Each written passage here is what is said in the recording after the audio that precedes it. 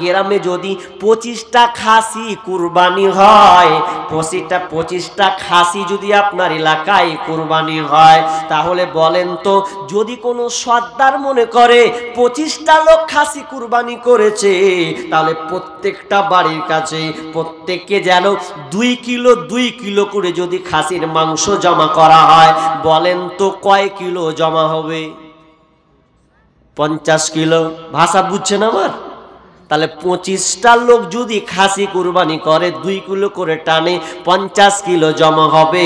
আর ওই জমা টাকার হক, তো ওটা হচ্ছে গরিবের হক। আল্লাহ বলছেন ফাকুলহু মিনহা ওয়া আতিমুল কানিয়া ওয়া মুতাররা।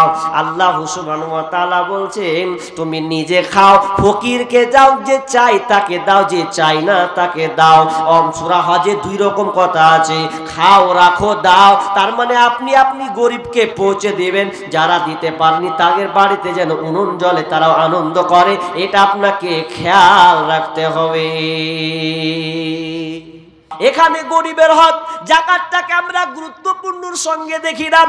যখন আল্লাহ রাসূল যখন ইন্তেকাল করেন, যখন মারা যাওয়ার পরে কয়েকটা ঝামেলা সৃষ্টি হয়েছিল, তার মধ্যে যাকাতটা একটা ঝামেলা সৃষ্টি হয়েছিল। আল্লাহ রাসূল মরার পরে ঝামেলা অনেক, তার মধ্যে যাকাত, অনেক মানুষ যাকাতকে অস্বীকার করেছিল। তখন আমিরুল মুমিনিন প্রথম খলিফা আবু বকর রাদিয়াল্লাহু তাআলা আনহু তিনি দেখছেন অনেক মানুষ যাকাতকে অস্বীকার করছে, যাকাত দিবে না বলে। তখন তিনি শুনতে পেলেন, তখন তিনি উমারকে ডাকলেন, উমার দেখো তো কোন জায়গায় যাকাত তারা আদায় করে না, যাদের উপরে যাকাত ফরজ হয়ে গেছে যাকাত আদায় করে না, তাদেরকে হত্যা করতে হবে, তাদেরকে চালিয়ে দিতে হবে, শেষ করে দিতে হবে। আমি তখন উমার রাদিয়াল্লাহু তাআলা বলছেন, আমিরুল মুমিনিন আপনি যে হত্যার কথা বলছেন, কাতালের কথা বলছেন, তাদেরকেও কাতাল করে দিতে হবে। আপনি কথাটা একটু ভাবুন তো, তারাও কিন্তু নামাজ পড়ে, তারাও কিন্তু আল্লাহকে ভয় করে, তাহলে ওদেরকে আপনি কেমন করে কাতাল করবেন?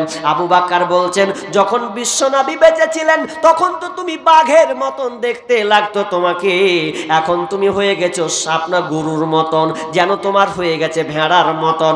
না না না, তোমার দ্বারাতে কোনো কাজ হবে না। আলী যাও, যারা যাকাতকে অস্বীকার করেছে, যাকাত দেয় না, তাদেরকে একটা একটা করে সাঁই করে চালিয়ে দাও, একটা করে টিকানো যাবে না। যখন এলান করে দেওয়া হলো, ঘোষণা করে দেওয়া হলো কেউ বাঁচবে না, সবাই ভয়ে না না না আমরা ভুল করেছি, না এটা আমরা অন্যায় করেছি, তখন তারা নিজের যাকাত, নিজের সম্পদ থেকে, নিজের অর্থ থেকে তারা যাকাত বের করতে লাগলেন। ইবনে মাজার একটা হাদিস আছে, ভালো করে শুনেন। মুজাহিদদেরকে আল্লাহ রাসূল টার্গেট করে বলছেন, এ মুজাহিদের দল, তোমরা ভালো করে শুনে নাও, যদি কোনো জাতি এই 5টা কাজে লিপ্ত হয়ে যায়, এই 5টা কাজে যদি লিপ্ত হয়ে যায়, তাহলে শুনে নাও ওই জাতির উপরে আযাব চাপবে, এমন আযাব, কঠিন আযাব তাদেরকে ধরবে। 5টা পাপ মিলান তো দেখি বর্তমানে 5টা পাপ আছে কিনা।